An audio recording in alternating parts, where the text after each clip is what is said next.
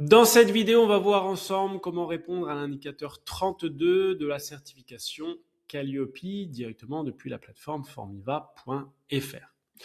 Première chose, donc on va regarder à quoi correspond cet indicateur 32. Le prestataire met en œuvre des mesures d'amélioration à partir de l'analyse des appréciations et des réclamations. Niveau attendu, démontrer la mise en place d'une démarche d'amélioration continue dans l'organisme de formation. Donc pour ça, tout simplement, donc dans la colonne de gauche sur la plateforme formiva.fr, la section formation, on va aller dans Calliope, suivi qualité organisation, et là tout à la fin, on va avoir l'indicateur 32 qui est finalement un tableau à compléter. Donc on peut ajouter des actions, par exemple là on va mettre période concernée, on va mettre T3 troisième trimestre 2026. On a une échéance, on va se dire au 24 juin, 23 juin. Indicateur incident lié, donc là c'est par rapport au dysfonctionnement qu'on a rajouté juste avant, indicateur 31. On va mettre un constat, donc là c'était par rapport au fait que les apprenants n'ont pas eu la convocation en temps et en heure. Constat retard, et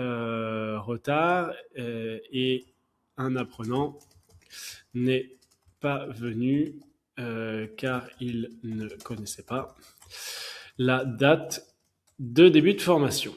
C'est quand même bien dommage. Hop. Action d'amélioration décidée, on a mis ou création d'un parcours d'email avec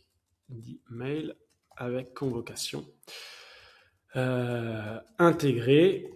Hop, responsable, qui est responsable, c'est Maxime Pellerin, et suivi, on verra ça plus tard, puisque là, on le met juste dans le tableau pour l'instant.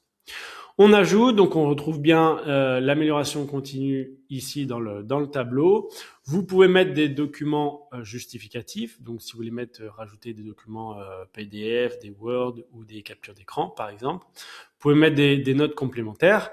Et là, par rapport à cette amélioration continue, si c'est un problème lié à des envois d'emails, vous pouvez directement, on l'a déjà vu dans des vidéos précédentes, créer un parcours d'email avec un nouveau workflow. Donc, c'est au niveau de la convocation. Convocation ici, créer et modifier. Et là, par rapport, donc il faut un déclencheur. Ça peut être par exemple dès que la convention est acceptée.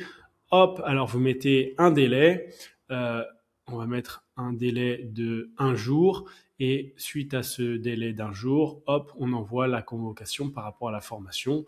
On peut aussi mettre des délais, non pas dans quelques jours, dans quelques heures, dans quelques semaines. Vous pouvez mettre un délai, par exemple, avant le début de la session de formation. Donc, si vous avez rentré une session le 1er juin, ça peut être le 1er juin moins 4 jours. Alors, on envoie le parcours d'email, on fait commencer le parcours d'email. Donc, ce qui est très pratique, ce qui fait que vous n'avez plus besoin de penser à envoyer des mails, tout se fait automatiquement, directement depuis la plateforme formiva.fr.